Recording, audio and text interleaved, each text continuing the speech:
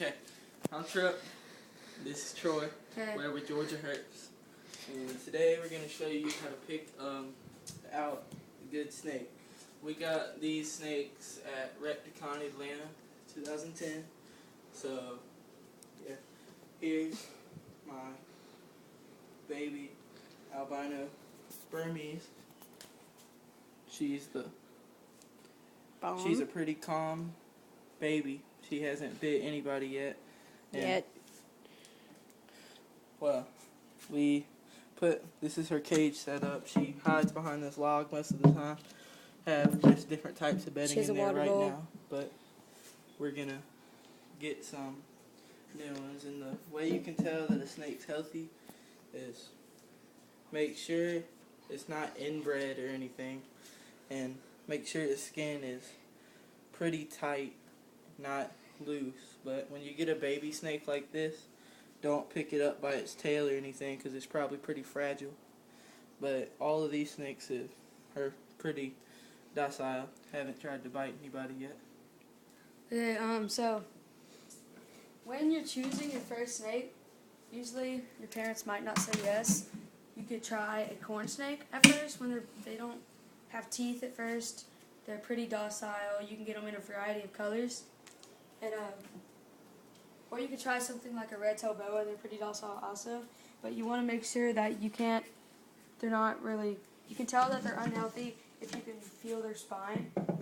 Like, you can always feel their spine when they're turning. But if they're really skinny, and they shouldn't be, they're older.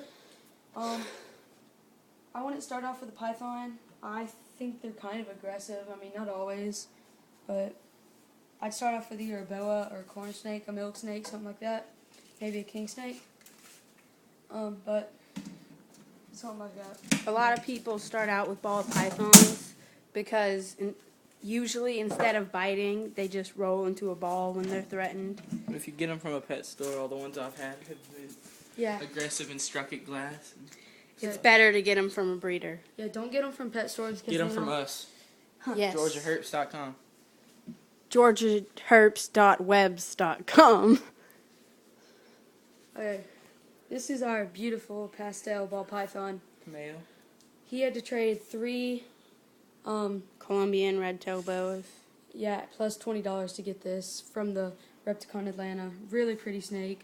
Eats Beautiful well. color. It's a really good show. If you're gonna Eats frozen. Eats frozen. She eats really good too. Sorry. And we're about to start breeding them. We're gonna breed this one, and Sarah, come over here. With This is the female. Her name's Baby.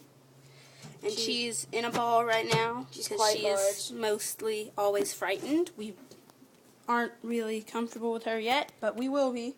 She just needs time to adapt.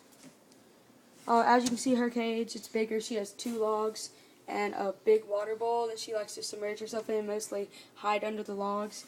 When you're setting up a cage, I mean, especially with a shy snake, you're going to need a hide box.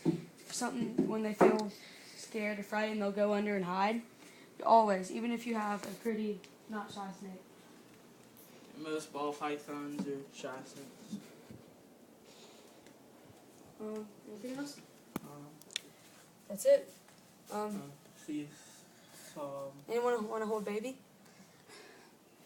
He can. I know try to get her, see if she's gonna. I think we may want to keep her until she's ready to come out and eat, and then let her wait a couple days and then pick her up. You want me to touch her? Huh? See, she's like trying to recoil into herself because she's scared of Trip. She's and kinda pretty nervous. much all of us. Because this is a new habitat. Anytime you get She's only been here a couple days. Anytime you get a new snake, you need to let them chill out, find their way around, get used to the place before you try to do really anything with them.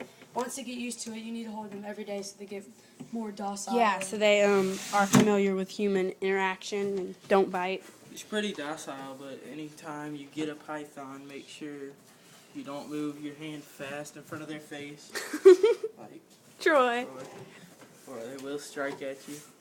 Hit you with their nose. She hasn't bit yet. She's tapped us with her nose. But not really bit, but that's about it. See you next time.